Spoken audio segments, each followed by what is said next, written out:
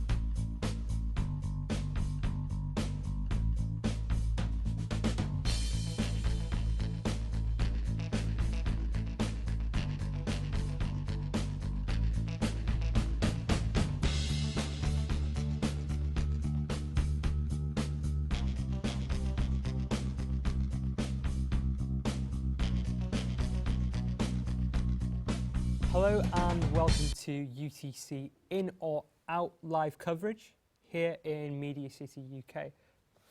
We'll be providing you with the latest news right here at UTC. We'll be accepting live tweets throughout the show with the hashtag UTC In or Out. Now, over the course of the next 40 minutes, we'll be presenting you on the latest news over with Kyle in our Politics Corner. And I'm joined in the Politics Corner with this afternoon's paper review by Nicole and Monique, two students here at UTC. We'll have updates on the referendum's progress with Joe in our Results Corner. Hi, I'm Joe. As Shaquille said, I'll be in the Results Corner reading out all the statistics for you. Don't forget, I'll be reading out your live tweets, so don't forget to tweet in and use the hashtag UTC on or out, and you never know, you might get a mention from me. Yeah, that's very important. Make sure you are tweeting into us. Now, later in the show, we'll be speaking to representatives from both sides of the political debate, some of which have actually just come back from the Manchester Town Hall, where the results were finalised this morning. Joe, I know you were there this morning, weren't you? Now, Joe has more on that later, I believe. But first, let's get a general overview on the referendum's progress with our correspondent, Max Cross. 41 years ago, in 1975, the people of Britain made the decision to remain in the then European Economic Community. Now, on June 23, 2016, voters made the same decision, whether to stay in or leave the European Union. The EU has changed a lot since 1975, and many say it's for the worse, with more and more rules coming in from across the Channel in Brussels. In 2015, David Cameron promised to hold a referendum on whether to stay in or leave the EU should the Tories be elected into government due to overwhelming demand from fellow MPs and people. The EU is a union of 28 European countries, initially started after World War II to create a collective economic climate amongst its members to enable more trade between them. Over time, the union began to develop more laws extending beyond trade, and this has caused a large amount of people to become less willing to remain in it. The EU referendum is the most important decision made by the population of this generation. The general election comes around every 4 years, but this one is irreversible. We cannot change it and we cannot go back once the decision has been made. With stakes this high, the debate is one of the most heated that we have ever seen. Very, very historic moment for our country. The decision that people make is going to affect people, their jobs, their rights, their opportunities, really what this country is like. Everyone, from politicians to celebrities, is fighting to make their voices heard. The significance of the debate has split the population of the country in half, with a small group of undecideds left confused about what to do.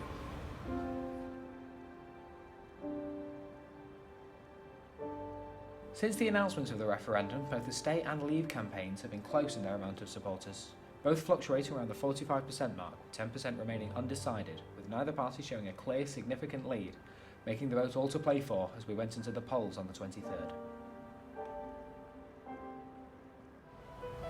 The overwhelming and divisive response is unusual as it comes from such a simple question: should we stay or leave?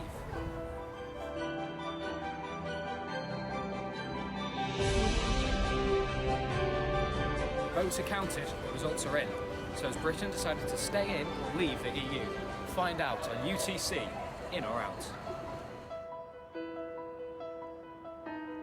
Thank you for that, Max. Now let's go over to Joe in our results corner. Joe, let us know how the results unfolded earlier this morning. So, as you can see, out of the 72.2% of people that actually voted, 51.9% voted for leave, whereas 48.1% voted for remain. As you can see on the map, Scotland were heavily voted for remain, whereas down in London and more southern areas, it was a lot towards leave. We'll go into the local results now.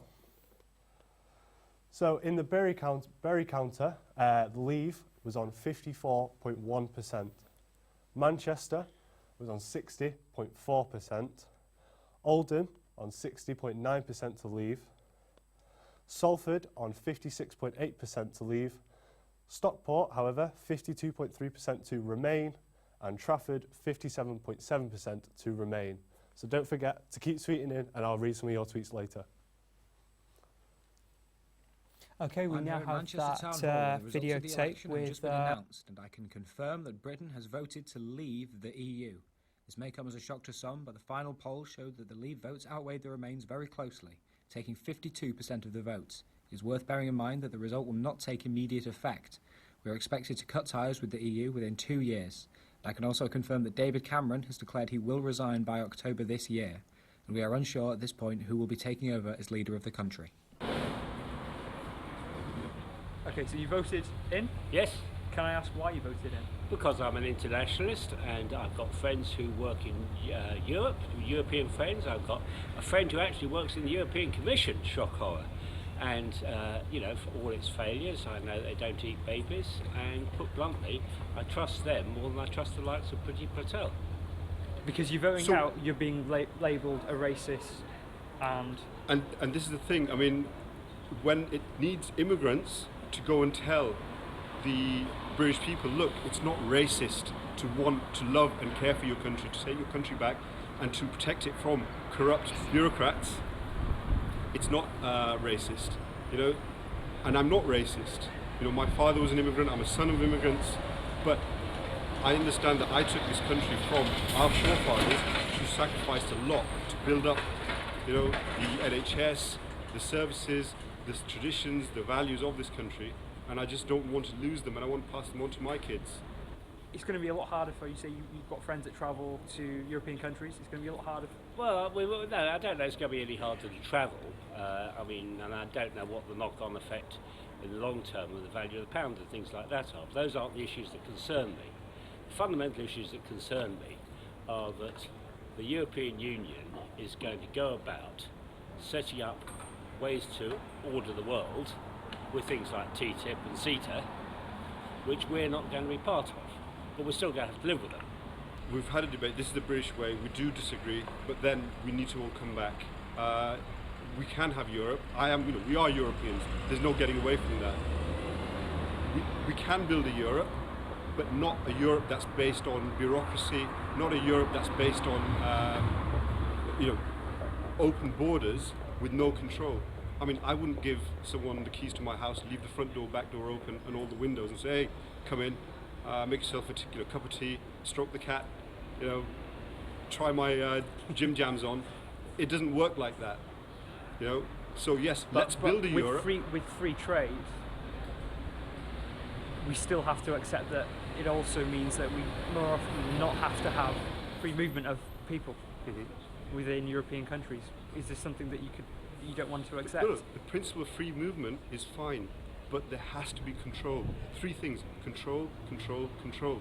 We need to retain that control, because without it, you know, we just cannot direct and have accountability. And that's been the big issue. You know, who's accountable? Because what they've tried to do here, you know, with Brussels, when they try and take power from here, where it rightly belongs with the people, well, we can vote and hold our politicians by the neck and get them out. When you take that from here all the way here, it's not going to work. And that's what they've tried to do. and that is the main reason. You know, I've travelled all across the world. I love Europe. I've got so many European friends, and Europe is a wonderful idea. But the way they've been trying to implement it, no, it can't. Is there anything that you'd like to question them, or anything you'd like to say to them? Because there'll be people from both sides of the Yes, political okay. debate. I suppose what I would say is that on the assumption that the UK does go out of the European Union in all the cartoon simplicity that people have been talking about, and that's a big if. It's going to take a long time to get there. What are MPs and MEPs going to do to improve the way, the democratic deficit and the way that the European Union works? Because whether we're part of it or whether we're not, we're going to be affected by it. I now have some clips of the reactions that some of the public had earlier today. Would you like to come and sit down here and we can... Europe, I'm not happy with that one, because as economy is falling down, we can say even the tax will get reduced for the employees and many things will get changed. Confidential. Which camera?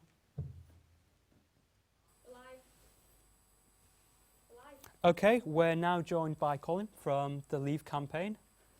How are you feeling after this result? It's been a great victory. Victory for democracy, victory for the mass people throughout Europe. Well, first step, great victory for them.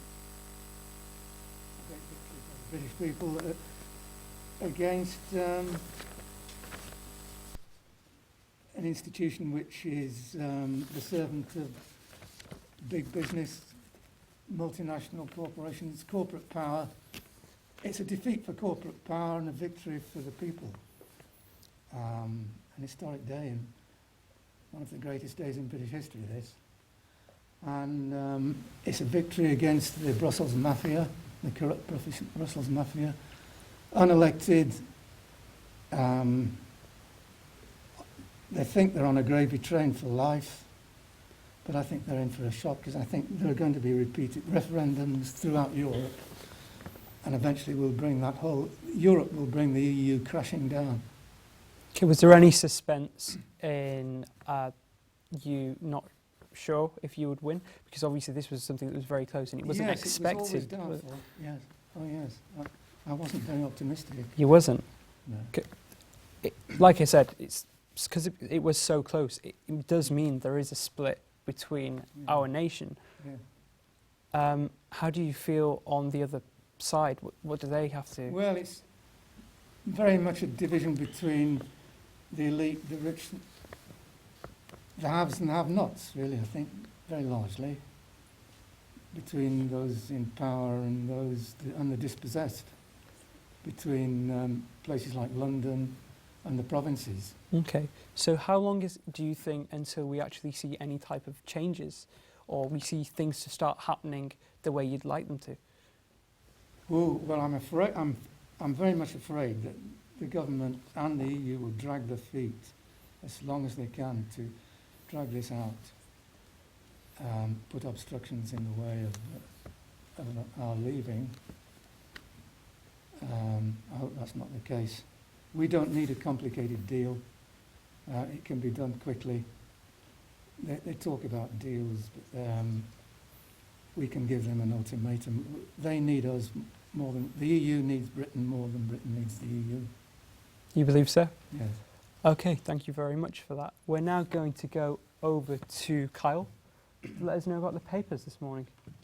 Well, obviously these papers were printed in the night when the results from different areas of the country were still coming in. So none of these papers actually know that Leave was the actual result. And as a consequence, we kind of see across these papers a more kind of broad reporting on the facts. You know what I mean? So, you know, we have papers such as the Daily Mirror and the Sun and the Times alike. They're all discussing things like, you know, the voter turnout. It's been quite record high. Do you have any thoughts on the turnout in this referendum?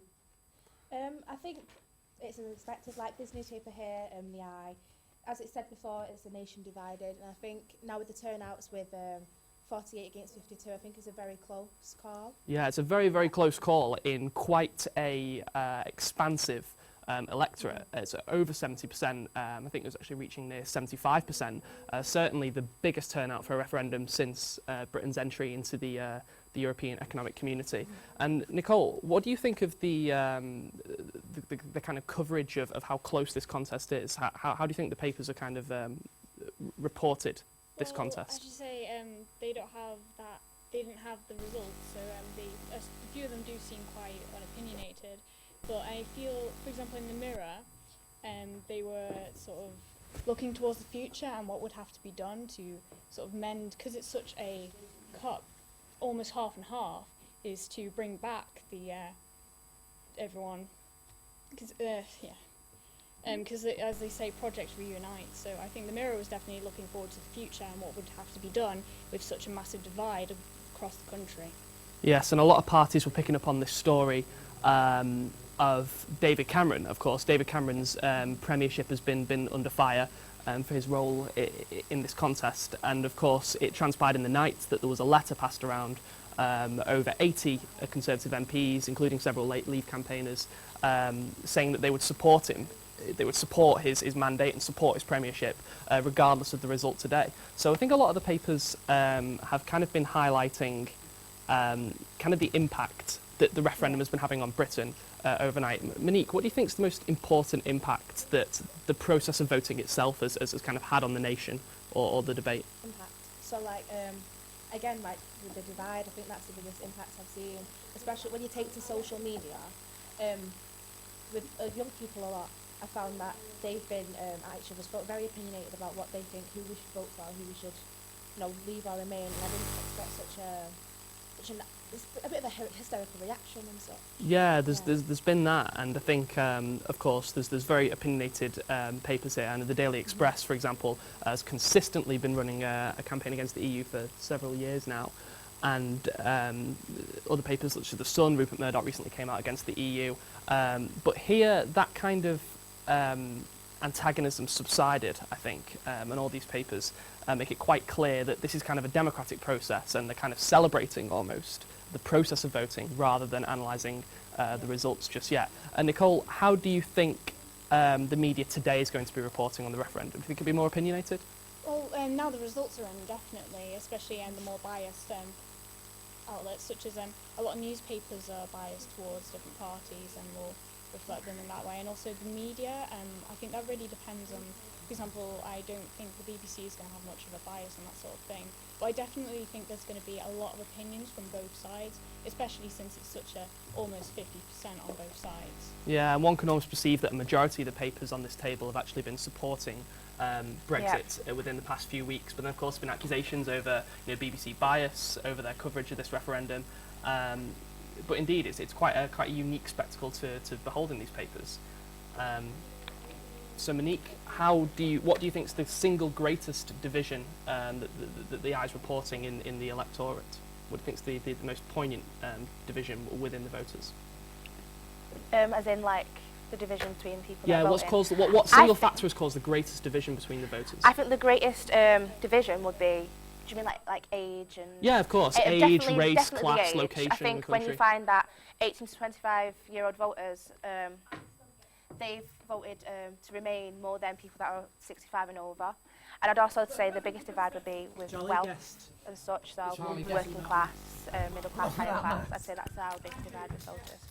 Yeah, of course. And of course, I think many of these papers have latched on to early results in the referendum's kind of contest. Of course, I was reading the Daily Mail, also repeated in the Guardian, that the pound dropped significantly in value against the dollar after the shocking result from Sunderland. It was 60-40, I think, in the region of Sunderland.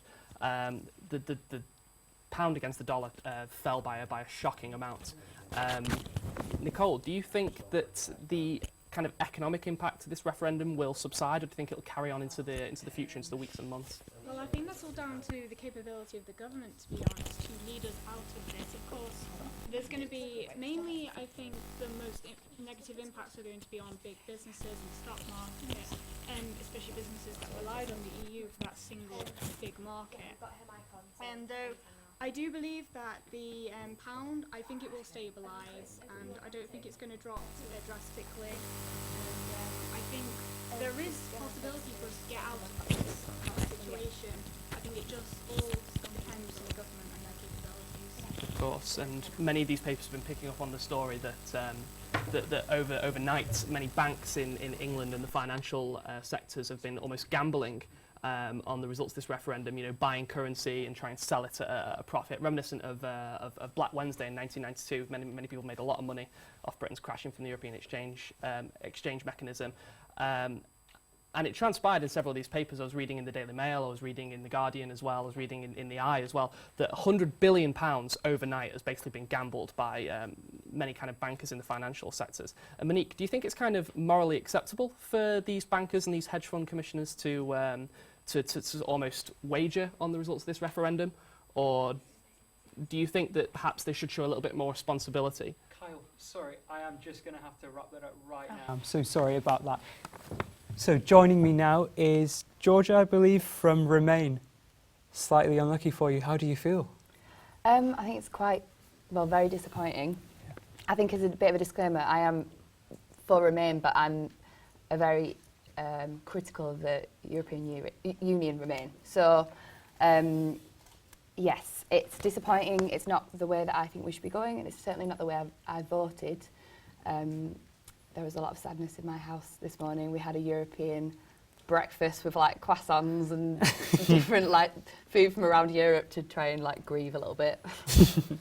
So, I mean, up until quite early in the morning, it was that Remain were going to take this, only by a small majority. But when you'd found out that actually it's going more towards Remain in the early hours, were you very shocked by this at all? For a while now, I thought that we were going to leave, actually. Really? I didn't want us to leave, but I thought we were going to. I guess it depends kind of who you're speaking to, and I guess in my friendship circles, people were wanting to vote Remain, but especially when I went to visit family down south, I was just driving past houses and houses and houses of vote leaves. When I went back to my hometown, there was a lot of vote leave posters there as well, so I also felt like the vote leave campaigners were much stronger than the vote Remain, so they were more vocal, they were much more aggressive. A lot of the Remain... Could that not be a negative thing? It's definitely a negative in some ways. I've been to debates with where the Leave campaigners are much more aggressive. They're firing statistics that have been pulled out of God knows where that you can't really challenge against. Mm-hmm. There has been scaremongering and propaganda from both sides of the debate. Would you agree? I totally agree. I think the Remain haven't done... I mean, it's been frustrating as someone that wants to stay in the EU to see how that's been put forward as well. I think I would really appreciate if people were more honest about the fact that we don't know what's going to happen. We still don't know what's going to happen. Mm-hmm. We know the facts, which is that the pound's dropped and that there's chaos already, but we still don't know what's going to happen, and I wish people had been more honest about the fact that it's all up in the air. And we are hoping for a recovery from that, though, aren't we? Of course. I mean, that's what we can hope for, definitely. Mm-hmm. So, like I mentioned earlier, it's so close. It's unreal how close it was. That means there is that split with everyone in the community. What do we feel? How do you feel for the people on your side that you voted for? I feel like there's a split, and not necessarily against just Remain and Leave. I think this has been a divide that has been put on people from the elite. So if you look at who the options was, it was David Cameron or Nigel Farage, which are two bad apples in my book. So neither of those people represent me. And I feel like they kind of divided our nation and used very divisive language to talk about immigrants, to talk about welfare, and ended up turning some of our most vulnerable members of society against other vulnerable members of society.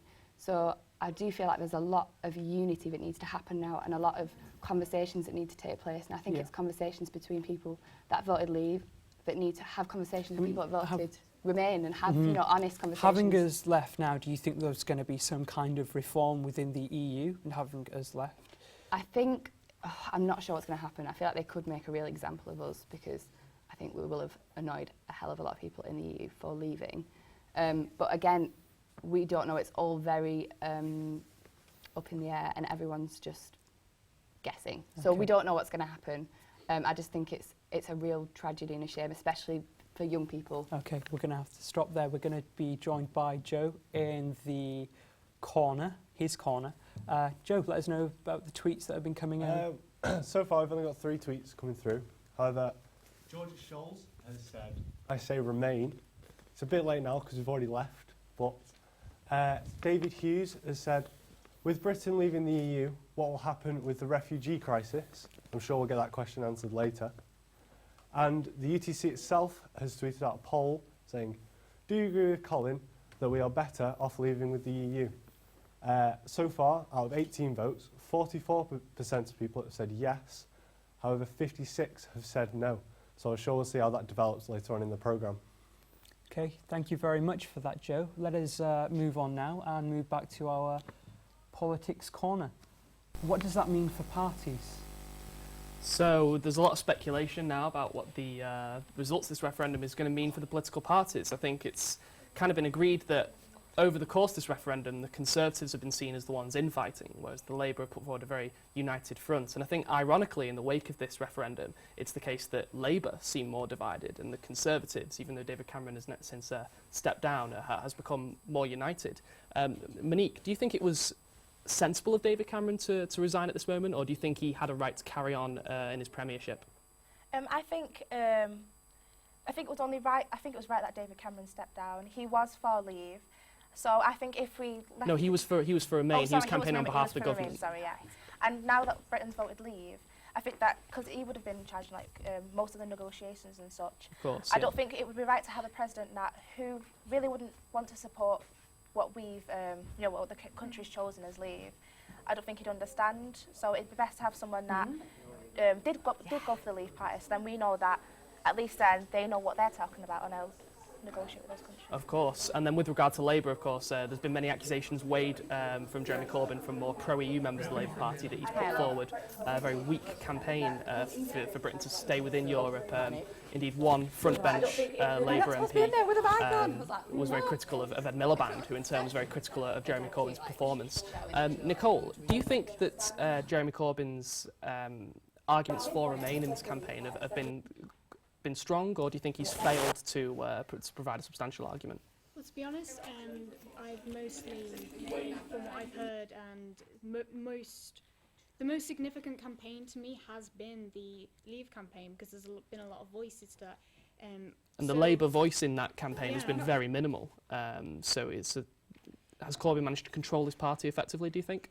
Well, I think their points didn't seem very convincing. I mean, one of the points that I saw on a flyer they had released was the Tories would be allowed to do whatever they wanted if we left. And many people saw that as an admittance that the EU does take away power from our government, and then it added more to the Leave side of the argument. Yeah, and so I think that they could have done with more points towards the actual statistics and whatnot, because we had a lot of worry about the stock markets and whatnot.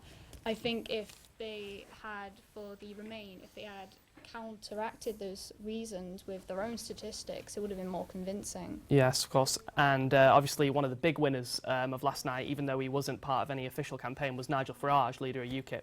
Several years ago, just kind of quite an obscure single-issue party, and now Nigel Farage finds himself at the forefront of a result which is going to change Britain forever. Do either of you think that UKIP are going to be energised by this result, or do you think they're going to disappear kind of into irrelevance? Do you think there's any role for someone like Nigel Farage in British politics going forward? I believe that UKIP will be. I don't think they'll so much as disappear. I think they would be put more forward front. Because I do believe that one of the arguments for Leave was about controlling borders and such, and I do believe that UKIP did somehow have the same kind of morals, and I think that's maybe why most people did leave. They did want to see some sort of control with borders, immigration and such. So the balance of usual parties could mean that UKIP could occupy a niche in the political system. It could become the kind of new libertarian party, almost, of British politics. And of course, there's so much speculation about who's going to lead the Conservative Party, indeed, who's going to become the Prime Minister. And it's a very, very interesting kind of debate. Well, thank you very much to Nicole and Monique. I'm just going to give control back over to Shaquille. Thank you very much there. So now we are going to have another social media update with Joe. Thanks. Breaking news.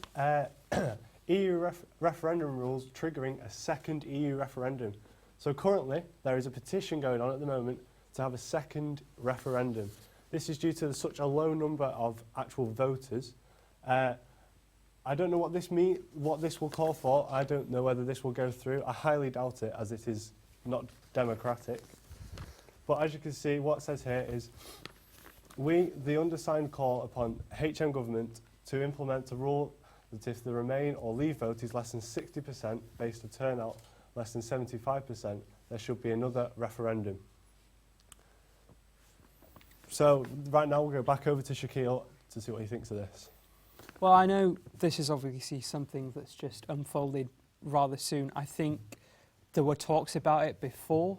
Would you all agree? Well, Parliament now actually has a sort of unwritten obligation to debate this petition, seeing as it has over 100,000 signatures. But I very much doubt that this petition is going to lead to any kind of meaningful change in the results.